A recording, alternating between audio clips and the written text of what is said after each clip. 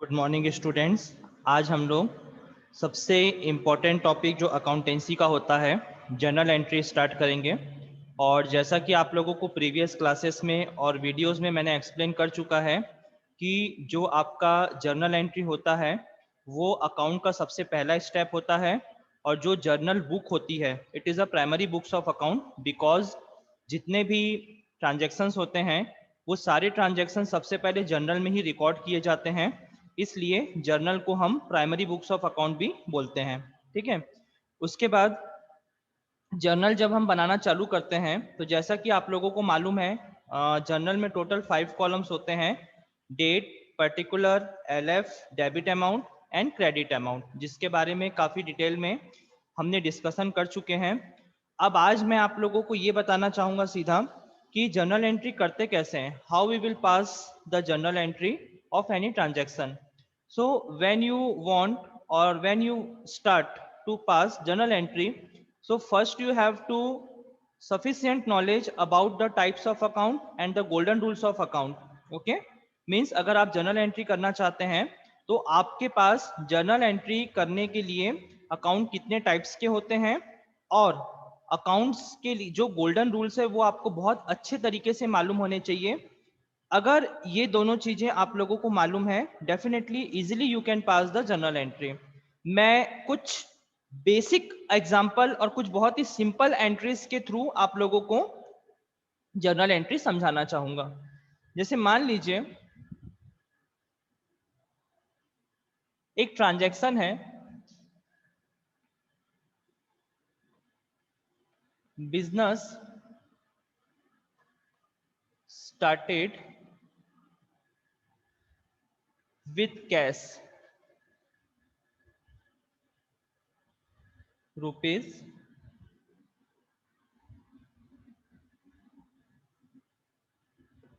10 lakh, means 10 lakh रुपए business में लगाकर हमने एक बिजनेस को स्टार्ट किया।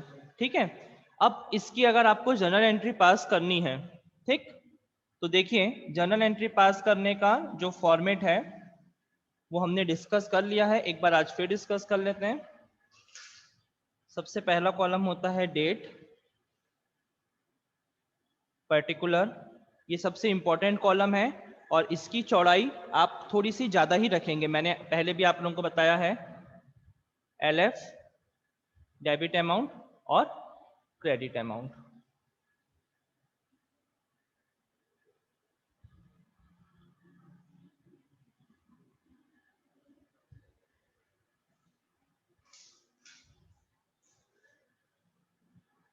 डेट,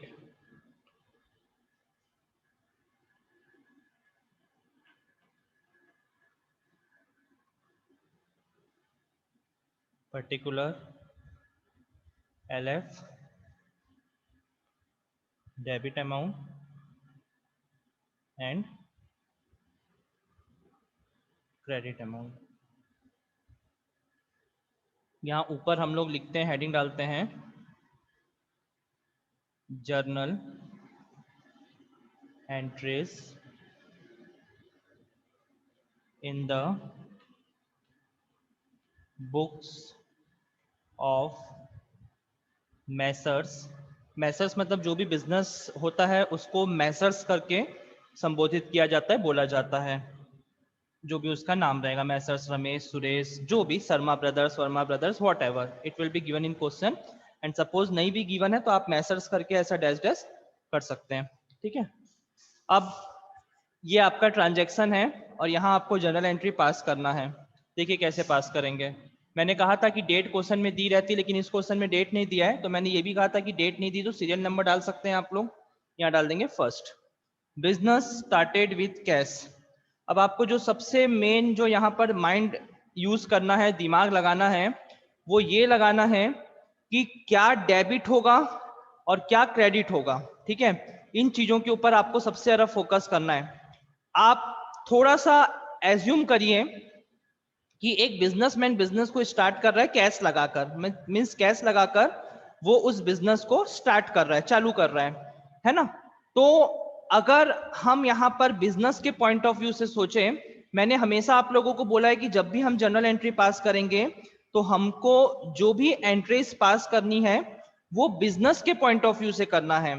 तो यहाँ पर अगर हम बिजनेस के पॉइंट ऑफ व्यू से बात करें, तो जैसे बिजनेस के पॉइंट ऑफ व्यू से बात करें तो बिजनेस में कैश आ रहा है, क्योंकि एक पर्सन बिजनेस में कैश इन्वेस्ट कर रहा है, लगा रहा है, वो पर्सन लगा रहा है। लेकिन अगर बिजनेस के पॉइंट ऑफ व्यू से देखें तो बिजनेस में कैश आ रहा है ना। अब यहाँ पर दो चीजें सोचने वाली है। सबसे पहली बात, cash, cash is a real account, और रियल अकाउंट का रूल क्या होता है, what's come in debit what goes out credit. ठीक है, तो कैश यहाँ पर आ रहा है मीन्स डेबिट। तो यहां लिखेंगे, लिखने का तरीका भी ध्यान से देखिएगा क्योंकि वो भी बहुत इंपॉर्टेंट होता है। कैश अकाउंट डेबिट, यहाँ पे डेबिट कभी भी पूरा नहीं लिखा जाता, ओनली डीआर लिखा जाता है। तो ये जो लिखे वो डेबिट वाला ट्रांजैक्शन है। क्रेडिट वाला ट्रांजैक्शन लिखने से पहले हमेशा टू लिखा जाता है, और टू लिखने के लिए इतना स्पेस छोड़ के यहीं से लिखा जाएगा। मतलब मैंने कहा ना कि जो चीज मैं जैसे बता रहा हूं आप लोगों को उसी वे में उन चीजों को अडॉप्ट करना है। ठीक है, तो कैश अकाउंट तो डेबिट हो गया। अब सवाल ये उठता है क्रेडिट क्या होगा। क्या लगाया हमने बिजनेस में, कैपिटल लगाया। अब सोचिए कैपिटल क्या होता है, पर्सनल अकाउंट है ना। पर्सनल अकाउंट का रूल क्या होता है, debit the receiver, credit the giver. और मैंने आप लोगों को एक बार पहले भी समझाया था कि जब बिजनेस में कैपिटल इंट्रोड्यूस होती है, आती है, तो उसको हम क्रेडिट कर देते हैं। ये आप लोगों को शायद याद आ रहा होगा। तो cash account debit to capital हो गया, एक एंट्री हमारी बन गई। एलएफ में कुछ नहीं आएगा, डैश कर दीजिए, अमाउंट में लिख दीजिए 10 lakh.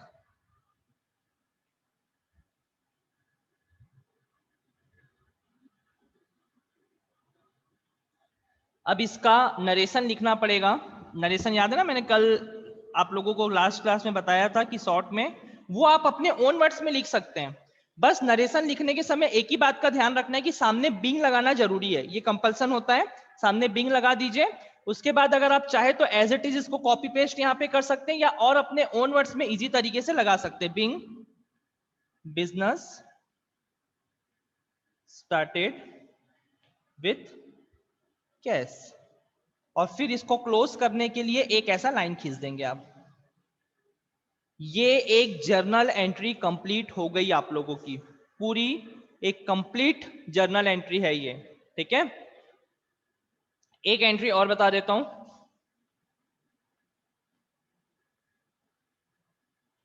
Goods purchased in cash,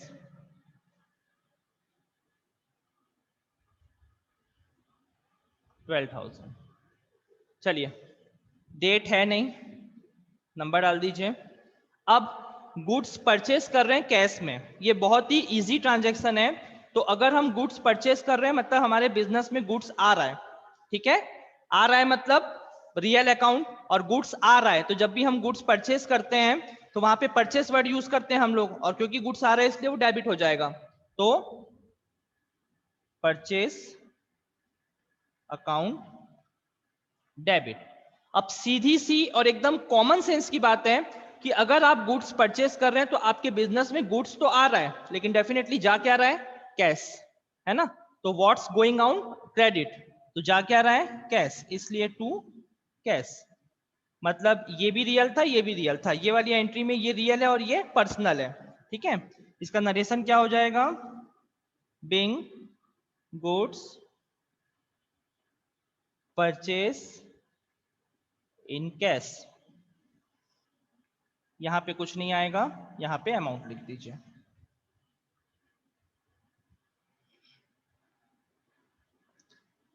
ये आप लोगों की एंट्रीज कंप्लीट हुई। मतलब इस तरीके से हम ये समझ सकते हैं कि जनरल एंट्री को कैसे पास करना है। ठीक है, होप सो क्लियर हुआ होगा बहुत कुछ कंसेप्ट।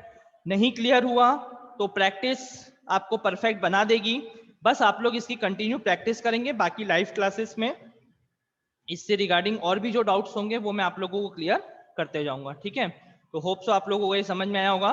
नेक्स्ट अपन आगे की क्लास में देखते हैं। Okay, thank you.